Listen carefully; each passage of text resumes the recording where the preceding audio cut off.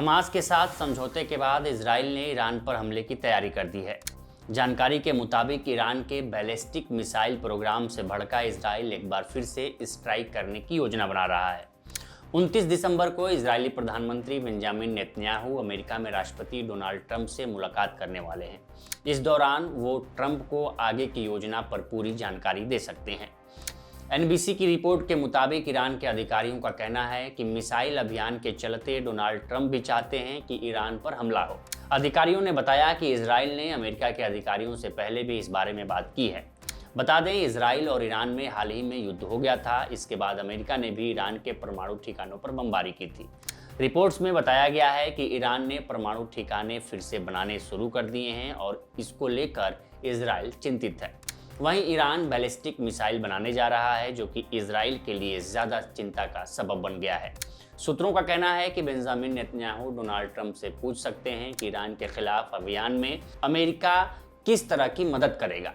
अंतर्राष्ट्रीय परमाणु ऊर्जा एजेंसी के महानिदेशक राफेल ग्रॉसी ने कहा है कि संगठन ईरान के सबसे संवेदनशील परमाणु ठिकानों तक अपनी पहुंच अभी तक नहीं बना सका है। उधर ईरान ने कहा है कि वह अपने परमाणु संयंत्रों और वैज्ञानिकों की सुरक्षा से जुड़ी चिंताओं के कारण IAEA यानी अंतर्राष्ट्रीय परमाणु ऊर्जा एजेंसी पर भरोसा नहीं कर सकता। रूस की समाचार एजेंसी रिया नोस्ती ने ग्रॉसी के हवाले से कहा है कि अमेरिका और ईरान के बीच हालात सामान्य होने के बाद निरीक्षक कुछ परमाणु इकाइयों पर गए थे, लेकिन जिन परमाणु ठिकानों को उस समय अमेरिकी हमले में नुकसान हुआ था वहां वे अभी भी नहीं पहुंच पाए हैं। रिपोर्ट में ग्रॉसी के हवाले से कहा गया है कि हमें उन्हीं ठिकानों पर जाने दिया गया है जिन पर हमला नहीं हुआ था। नतांज, इस्फहान और फोर्डो तक पहुंचना और भी ज़्यादा अहम है, क्योंकि इन ठिकानों पर काफ़ी मात्रा में परमाणु सामग्री और उपकरण मौजूद हैं। बता दें, इजराइल और ईरान के बीच जून 2025 में तनाव बढ़ गया था और दोनों देशों में एक दूसरे पर हवाई हमले किए थे। इजराइल ने ईरान पर एक खुफिया परमाणु कार्यक्रम चलाने का आरोप लगाया था, जिसे ईरान ने सिरे से खारिज कर दिया था। इजराइल ने इस दावे के साथ 13 जून को ईरान के परमाणु और सैन्य ठिकानों पर हमला बोला था। इसके 9 दिन बाद अमेरिका ने भी 22 जून को नतांज, इस्फहान और फोर्दो में ईरान के परमाणु ठिकानों पर हवाई हमले किए थे। अमेरिकी हमलों के बाद ईरान ने जून के आखिर में एक संसदीय कानून के तहत IAEA के साथ अपना सहयोग निरस्त कर दिया था। तब ईरान ने कहा था कि एजेंसी इजरायली और अमेरिकी हमलों की निंदा करने में असमर्थ रही। इसके साथ ही ईरान ने अपने परमाणु ठिकानों और वैज्ञानिकों की सुरक्षा को लेकर चिंताओं का हवाला दिया था।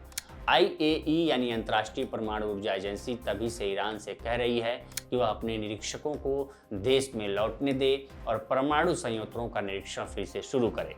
इस आग्रह को हाल ही में ग्रॉसी ने अर्जेंटीना के एक अखबार को दिए इंटरव्यू में दोहराया था, जिसके जवाब में ईरान के विदेश मंत्री इस्माइल बगाई ने कहा था कि ग्रॉसी ने बार बार वही बातें कही हैं जिसमें मौजूदा हकीकत नहीं बदलेगी, यानी ईरान किसी भी कीमत पर IAEA को निरीक्षण करने की अनुमति नहीं देगा।